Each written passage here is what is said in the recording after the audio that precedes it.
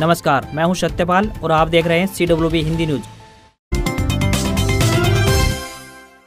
हरियाणा के मुख्यमंत्री का आदेश, अंत्योदय परिवारों को जल्द से जल्द मिले पशुपालन के लिए लोन। हरियाणा के मुख्यमंत्री मनोहर लाल खट्टर ने पशुपालन विभाग को निर्देश दिए हैं कि अंत्योदय परिवारों को पशुपालन के लिए जल्द से जल्द लोन दिलवाया जाए। इस पूरी प्रक्रिया में जहां भी परेशानी आए उसे तत्काल दूर किया जाए। जिन बैंकों को लोन देना है उनके अधिकारियों के साथ बातचीत की जाए और जल्द से जल्द जरूरतमंद लोगों के लिए लोन अप्रूव करवाए जाए। मुख्यमंत्री ने इस कार्य में तेजी लाने के निर्देश जारी किए हैं। इसके साथ साथ मछली पालकों के लिए भी किसान क्रेडिट कार्ड की सुविधा का भी ज्यादा से ज्यादा प्रचार किया जाए ताकि संबंधित मछली पालक इसका लाभ उठा सके। मुख्यमंत्री ने गुरुग्राम में एक्वेरियम बनाए जाने के प्रोजेक्ट को शुरू करने के लिए भी आदेश दिए हैं। हरियाणा में अब ऐसे सभी पेड़ों को कटवाया जाएगा। हर गांव शहरों का करवाएगी सर्वे खट्टर सरकार। हरियाणा के मुख्यमंत्री मनोहर लाल खट्टर ने कहा है कि जो पुराने पेड़ अंदर से खोखले हो गए हैं, वन विभाग तत्काल उनकी पहचान करे। इस संबंध में वन विभाग तत्काल प्रत्येक गांव और शहरों के वार्ड में सर्वे करवाए। ऐसे पेड़ों को चिन्हित करके अनुमति देकर उन्हें गिराया जाए। मुख्यमंत्री ने कहा कि बीते दिनों अंदर से खोखले हो चुके पेड़ गिरने की कई घटनाएं हो चुकी हैं। अगर ऐसे पेड़ों को चिन्हित कर लिया जाए तो इस तरह की दुर्घटनाओं को रोका जा सकता है। मुख्यमंत्री बजट घोषणाओं पर विभागानुसार की समीक्षा बैठक के दौरान बोल रहे थे।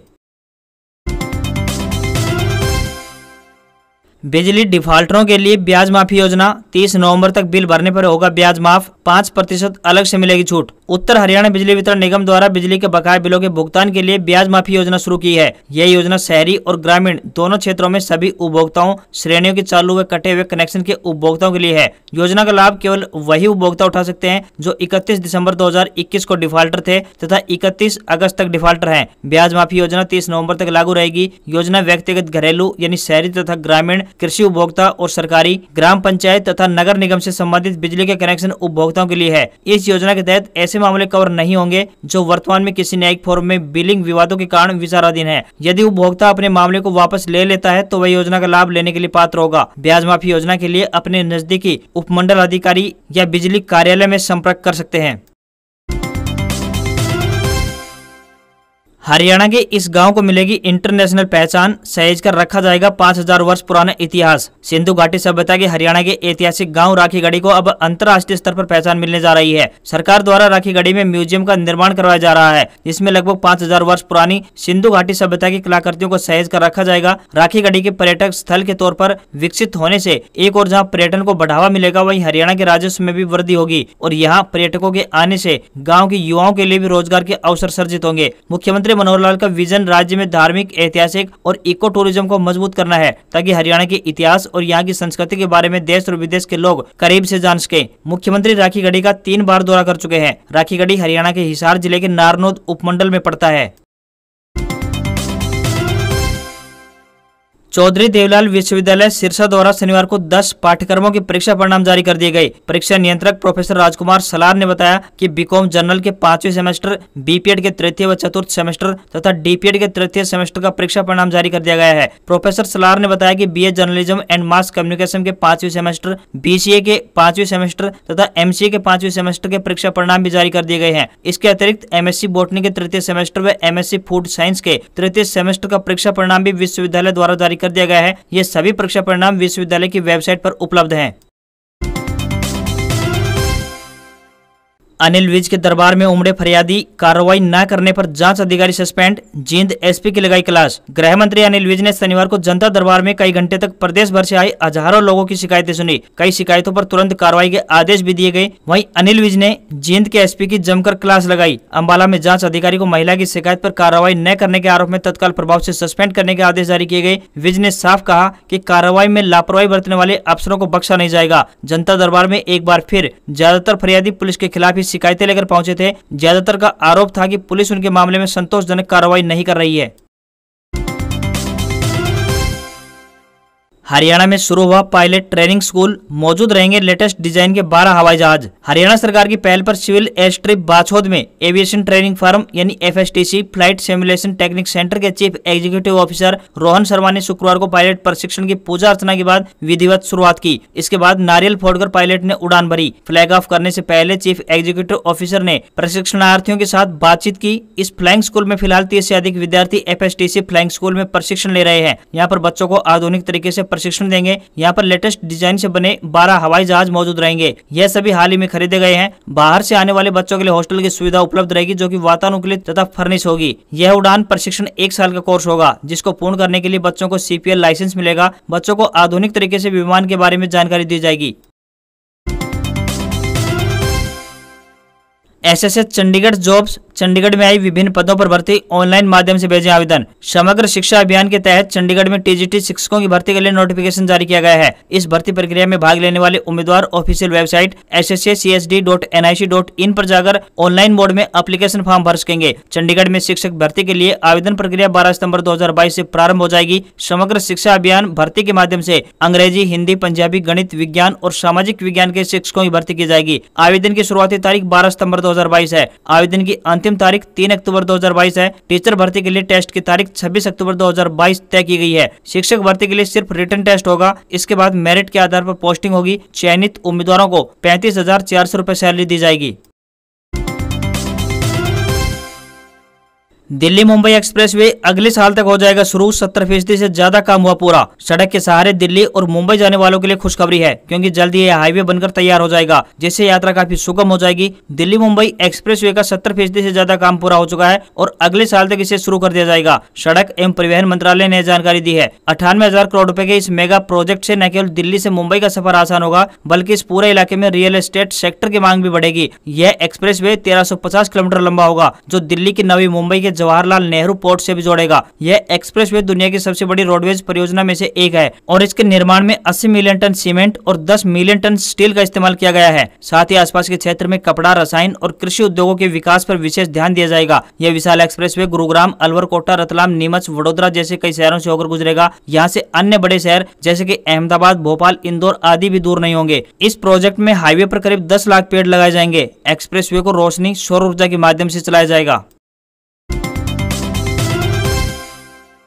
अमेजन की बम्पर सेल, मिलेगा भारी डिस्काउंट व ऑफर। जल्द ही अमेजन की इस महीने की सेल शुरू होने वाली है। बता दें कि इस सेल में ग्राहकों को कई बम्पर डिस्काउंट और ऑफर किए जाएंगे। ई कॉमर्स प्लेटफॉर्म कंपनी हर साल सितंबर व अक्टूबर के महीने में ग्रेट इंडियन फेस्टिवल सेल लेकर आती है। यह कंपनी की एनुअल सेल्स में से एक है, जिसमें बड़े डिस्काउंट ऑफर दिए जाते हैं। यहाँ पर टीवी से लेकर स्मार्टफोन आदि सभी काफी अफोर्डेबल प्राइस में मिल जाते हैं। इस सेल में आपको ओप्पो A54 9,891 रुपए की शुरुआती कीमत पर उपलब्ध रहेगा। इसके अलावा रियलमी 50i पर भी बम्पर डिस्काउंट दिया जा रहा है। रेडमी 9 एक्टिव पर भी ऑफर चल रहे हैं।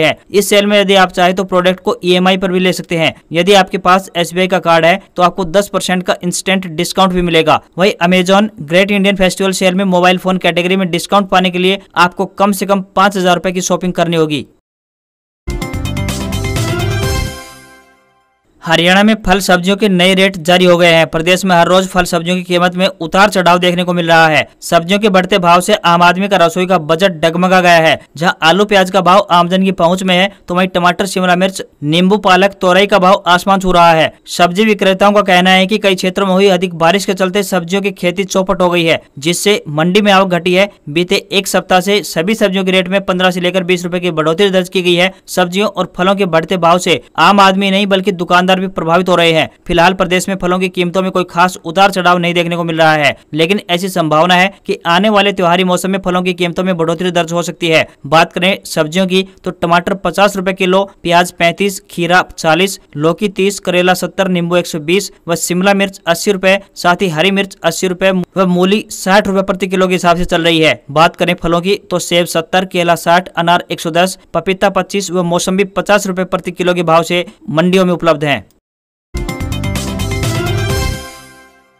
धान की खेती करने वाले किसानों के लिए बड़ी खुशखबरी है। धान की किस्म 1509 व अन्य मोटी धान अब खेतों में लगभग पककर तैयार हो गई है और अगले सप्ताह से इनकी मंडियों में आवक शुरू हो जाएगी। किसानों के लिए बड़ी खुशखबरी यह है कि इस बार 1509 धान का भाव पिछले साल की तुलना में ज्यादा है। सीजन की शुरुआत में ही भाव अच्छा मिलने से किसानों के चेहरों पर मुस्कान लौट आई है। इससे किसानों की फसल पर आई लागत तो पूरी होगी ही, इसके साथ ही बम्पर उत्पादन से किसानों को जबरदस्त फायदा भी पहुंचेगा। प्रदेश में कैथल, करनाल, कुरुक्षेत्र, अंबाला व यमुनानगर सहित कई ऐसे जिले हैं जहाँ किसानों द्वारा कुल लगाई जाने वाली धान में से 50% से अधिक रकबा 1509 व मोटी धान की अन्य किस्मों के द्वारा रोपाई की हुई है। इन जिलों में अगले सप्ताह से मंडियों में धान की आवक शुरू हो जाएगी। सीजन की शुरुआत में 1509 धान का भाव अच्छा मिल रहा है। फिलहाल अनाज मंडियों में 3500 से लेकर 3800 रुपए प्रति क्विंटल तक 1509 धान बिक रही है, जबकि पिछले साल की बात करें तो 1509 धान 2200 से लेकर 2500 रुपए प्रति क्विंटल के भाव तक ही बिक पाई थी। यदि आने वाले दिनों में भाव टिके रहे तो किसानों की आमदनी अच्छी होगी।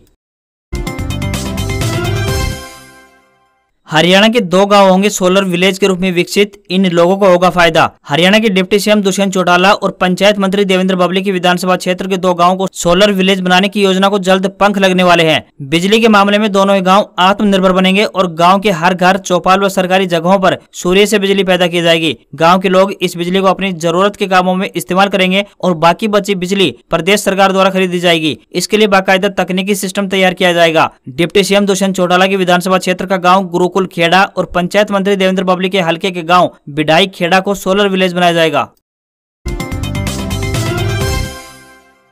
ड्रैगन फ्रूट की खेती पर किसानों को अनुदान, बाग के लिए प्रति एकड़ 1,20,000 रुपए की सहायता, 10 एकड़ तक का लाभ ले सकते हैं किसान। हरियाणा में ड्रैगन फ्रूट की खेती करने वाले किसानों को भी सरकार ने अनुदान देने की घोषणा की है, ताकि ड्रैगन फ्रूट की खेती को बढ़ावा दिया जा सके। बागवानी विभाग के उप निदेशक और इंडो इजराइल फल उत्कृष्ट केंद्र लाडवा कुरुक्षेत्र के डॉक्टर बिल्लू यादव ने बताया कि किसान इस फल की खेती करके अच्छा मुनाफा कमा सकते हैं। उन्होंने बताया कि ड्रैगन फ्रूट के बाग के लिए 1,20,000 रुपए तक प्रति एकड़ के अनुदान का प्रावधान है, जिसमें पौधारोपण के लिए 50,000 रुपए और ट्रेलिसिंग सिस्टम यानी जाल प्रणाली के लिए 70,000 रुपए प्रति एकड़ है। सरकार द्वारा ड्रैगन फ्रूट की खेती को बढ़ाने के लिए विशेष अनुदान योजना लागू की गई है। ड्रैगन फ्रूट की बाजार में काफी मांग है। इस योजना के तहत एक किसान अधिकतम 10 एकड़ तक का अनुदान की सुविधा का लाभ ले सकता है। अनुदान प्राप्त करने के लिए किसान को मेरी फसल मेरा ब्यौरा पोर्टल पर पंजीकरण करवाना अनिवार्य है। अनुदान पहले आओ पहले पाओ के आधार पर दिया जाएगा। किसान बागवानी विभाग की वेबसाइट hotnet.gov.in पर जाकर आवेदन कर योजना का लाभ उठा सकते हैं।